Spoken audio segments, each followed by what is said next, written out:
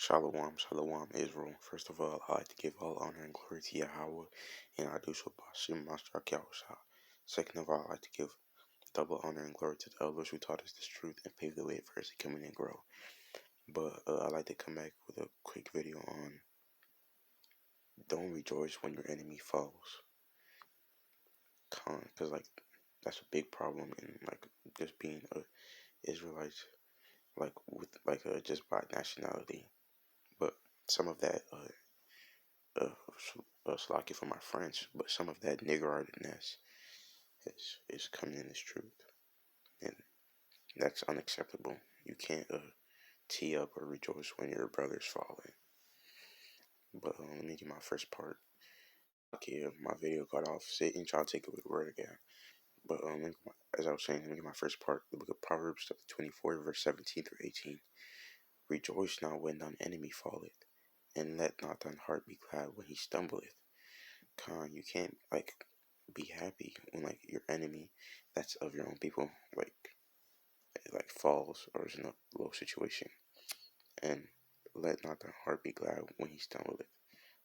When he just you're seeing a foot steps of him crumbling, you shouldn't be happy when he's being destroyed. Verse 18. Lest the Lord see it and it displease him, and he turn away his wrath from him. Unless the Lord sees you being wicked and not do anything to help him, and the Lord turns his wrath away from him. But the next place I wanted to go is book of Job, chapter 31, verse 29 through 30. Job chapter 31, verse 29 through 30. Salakia, it cut off again. But as I was saying, book of Job chapter 31, verse 29 through 30. If I rejoiced at the destruction of him that hated me, or lifted up myself when evil found him. Verse 30. Neither have I suffered my mouth to sin by wishing a curse to his soul. Now I'm if you read it up earlier, I believe this is Job talking about basically speaking about basically righteous things he did, which Job kind of went off because he was trying to justify himself. But yet and still, Job is speaking in the Most High, and he's basically saying curse me if I do these wicked things. But this particular part, he's talking about if he wants the Most High to curse him if he rejoiced at the destruction of people that hated him, which if you have any understanding, we know that Job's an Israelite, so he's really speaking about his brethren. Or if he lifted up himself when evil found his enemy, which was his people.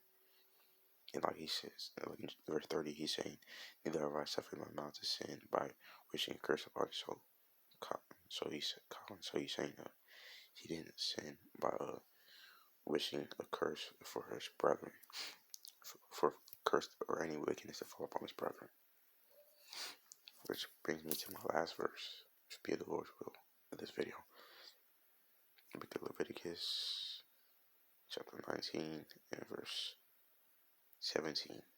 But another part you can go in the scriptures is if you read about Saul and David, when Saul died, David was lamenting. David was not happy to see Saul die, and Saul and David were enemies. So that's how you basically gotta love your enemy. But let's get the classic. And you can also go to Genesis 4 and 9 when of course when Cain said, "Am I my brother's keeper?" Which he is, he who is supposed to be. But let me get the last verse of this video. Book of Leviticus, chapter 19, verse 17. Thou shalt not hate thy brother in thy heart. Thou shalt in any wise rebuke thy neighbor, and not suffer sin upon him. So if you got beef with your brother, then you should tell him his fault or her fault, and not make that beef actually become something real. And verse 18, thou shalt not avenge nor bear any grudge against the children of thy people, but thou shalt love the Lord. But thou shalt love thy neighbor as thyself. I am the Lord. God. And like you can't let that little quarrel or beef stir up into like a full-fledged like hatred. Like when it comes to your people.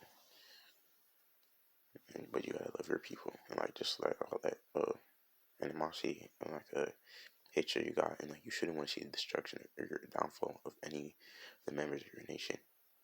Like this might sound weird, like but like even if they're wicked, like you really shouldn't be happy to see the destruction of your people. Like you would want, like yeah, like say it's Judgment Day, and you see the destruction, then maybe you could throw up.